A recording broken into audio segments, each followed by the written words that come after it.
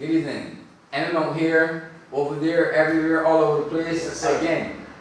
And I'm here with the Apostle Leroy Scantlebury, he who ran in the last two general elections for St. Peter. Today we're going to, if you will recall, we said we were going to give Colin Jordan a year, the representative of the Barbados Labour Party for St. Peter, a year before we review what he has done and give him some marks or some subtractions or whatever. Apostle Scantlebury, welcome you again. Thank you so much, Mr. Morris. Pleasure to be here with you. Okay. So, I'll give my opinion first before I ask you anything. Okay. Okay. If you were to give Colin Jordan 1 out of 10 for his performance in St. Peter as a member of Parliament for St. Peter, I personally would give him 3 out of 10. That's me. Okay. That's just my opinion. Right? Because I've been hearing people saying that they have not seen Mr. Jordan since the election. Similar statements, yeah. Not at all. Except, of course, in the newspaper. Really seems to be a photo candidate, glaring at the camera like this. This is not a movie. It's not a show. 1 to 10, what would you rate Mr. Jordan? Well, based on my assessment so far of in a year's time here in St. Peter, you did a 3. I would have done about a 3.75. Okay, I said 3, you said 3.75. 3.75 because it still has a presence in around in terms of certain funeral services.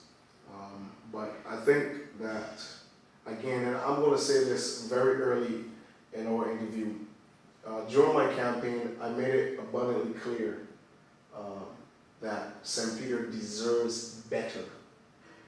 Okay? And they've always told me that sowing the same seed and expecting a different harvest is stupidity. And I've seen the people of St. Peter do this over and over for over 34 years with Mr. Arthur, and now again with Mr. Jordan. My point is, Mr. Morris, the people of St. Peter deserve better, and here's why. The representative before Mr. Jordan was the Prime Minister. Yes. And there was no reason for St. Peter to be in the condition that it is in right now. There's no reason for Spikestown being in the condition that it is in. And my honest opinion is both the Barbados Labour Party and the Democratic Labour Party has failed the people of St. Peter. That's the opinion coming from the Apostle Leroy Scantlebury. And a very valid opinion as well. Talking about Spikestown, well, I always talk about 6 men, so that's closer to me. I know that. And there's no place more reprehensible in representation than 6 men, which is a bastion of the Barbados Labour Party. Yes, it is. Yes, it is. And you look at Colin Jordan, who is actually a Minister of Labour, and we have Nikki Beach right there in 6 men. And I guarantee you that there are not 10 people from 6 men who work at Nikki Beach. Well, again, during my campaign, one of the things that I realized in relation to unemployment was a very low literacy rate among our youth. And then many of them who completed their secondary school education without any higher level of certification. Which leads to one of the reasons why you're not viable enough in the job market. Okay? And many of them, because of the poverty that exists in St. Peter, families were unable to aid their sons and daughters to continue their lives to the next level. And I was hoping that even with being the Minister of Labour, matter of fact, when many individuals were expecting him to have the portfolio of tourism. Yes, because that's the field that he was in. He's in. But when they gave him the Ministry of Labour, I said, now we're about to see. Because what people must understand is that ascending to the political hierarchy doesn't make you who you are. It reveals who you are. And since in St. Peter... Let's repeat that. It doesn't make you who you are. It reveals who you are. It exposes you. It exposes who you are. Right. And since in St. Peter we have such a very high unemployment rate among our youth, I felt that this was the perfect ministry for him to impact St. Peter through. So it's not just about 6 months. No, it's not just about 6 months. I've been all over St. Peter during my campaign, and the conditions are everywhere. Community centers closed, no sporting activities, high unemployment. Everybody want a job.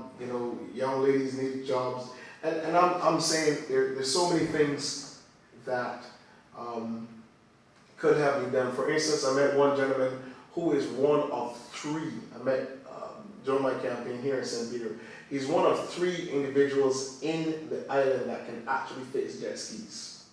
One of 3. One of 3. So that's a very rare skill. It's a rare skill. Okay. And he lives in St. Peter. And he lives in St. That's that guy in the Wim or something like that? No, not in the Wim. Not in the Wim. I'm not going to see where he's from. Okay.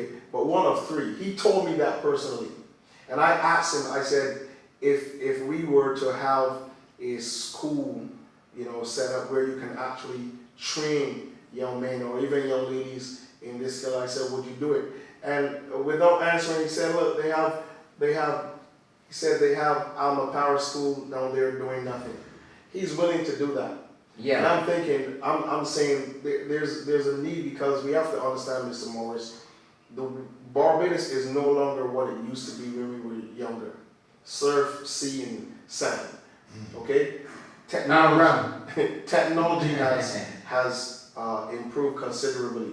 The world stage has changed, the world market has changed, the global village is changing, and it's changing rapidly. And this is one of the things that, when I spoke to him about it, and he said, he would be willing to help young people, would be there to help them get off the streets. And I said, this is a perfect opportunity as the Minister of Labor to implement strategy within your constituency to help better your young people. Yeah. I actually see him doing, he's always in the paper doing a lot of talking, but talking is not doing. You can't be vociferous, and we want to see you actually giving some action. Deeds, not words, right? Because in fact, all of them is only talk. But we're talking about Mr. Jordan this evening. But all of them, from the Prime Minister down, is just talk. They have not accomplished one single thing, as far as I'm concerned, for the benefit of the island. Well, I'm very concerned about the whole political arena.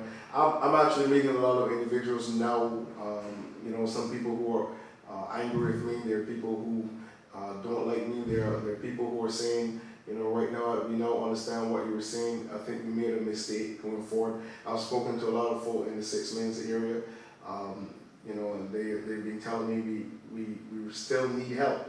And I'm talking about individuals living in 6 Lanes with no electricity, with no running water to this day in their home, that have applied for electrical service some 15 years now and have not gotten it. So this is a case, Mr. Morris, where we have not been taking care of our people. And one of the things that's necessary, I'll say this again, a quote from Thomas Jefferson: when the government fears the people, there's liberty. When people fear the government, there's tyranny. And I should reiterate that. When the government fears the people, there is liberty. When the people fear the government, there is tyranny. And that's exactly what is heading to today, That's the exact situation it's heading to today. Well, I'll go a step further in saying this. If you recall, when the Barbados Labour Party won the government, almost every day to every week, there was a press conference with the Prime Minister flanked by her cabinet. And everyone was saying, this is You mean by 30 ministers? This is leadership. This is what you call leadership. all of a sudden that stopped. All of a sudden now you're only seeing what's being done in the papers. For instance, the situation with now the canceling of visas for certain African nations to come into Barbados. That is something that should have been done via town hall meetings to find out what are Barbadians' opinion of this. So now we're having a case where they're finished complaining about what they found under the Democratic Labour Party. There's no more complaints about that. Now all of a sudden it's this system of just doing things without telling the people anything. Must understand that governments are employed by the people. People don't put you there for you to do whatever you feel like doing or what you think you should do, what the IMF wants you to do, what England wants you to do, or what the World Bank wants you to do. But I totally agree with what you say. On the other hand, they were given 30 seats, and I'm quite sure that the population by now have realized their folly in doing that, because there's actually no one who can challenge them about anything. The Public Accounts Committee, even the opposition member, he doesn't have the numbers to challenge anything that what they did, because that situation with, what's it called? This thing they just signed there with that company. The last one that they signed. Which company is that? The consultants. I mean, there's so many, but this last one that they had so much confusion about, that really they were negotiating with before they were in power. Right? You know what I'm talking about. We spoke about it last time. Yes, we did. Yes, right? yes. But I guess there's so many that they did things wrong that it's so hard to figure out which one. But you know what I'm talking about. Well, again, what I'm saying in line with what we've spoken about earlier, there's a place where there's criticism and then there's constructive criticism. And over again, we're seeing these traits, we're seeing these patterns that are being displayed by successive governments in Barbados. And I've said this before, I'll say this again on your show, Mr. Morris. Barbados has lost visionary leadership. Okay? We have leadership right now, but it's not visionary leadership. It's not the kind of leadership that will actually make Barbados work for Barbadians. And again, the principle that I base this on is when you're the opposition, you say this project is a waste of time. This project is no good.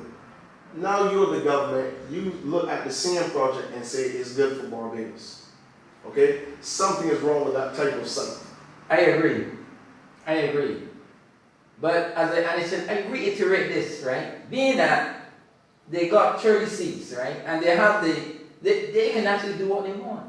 Because it's a mental thing. It's just, they can only do what they want if the people of Barbados allow them to do what they want. But all the people do are talk. That's what they do, just talk. It's just here. Again, what we need is, I think what we need to develop in Barbados is watchdog groups that will actually have a very strong voice going forward for the people of Barbados to have some type of public representation within the domain of the political sphere here in Barbados. They were talking about, okay, we're coming to the end of part 1.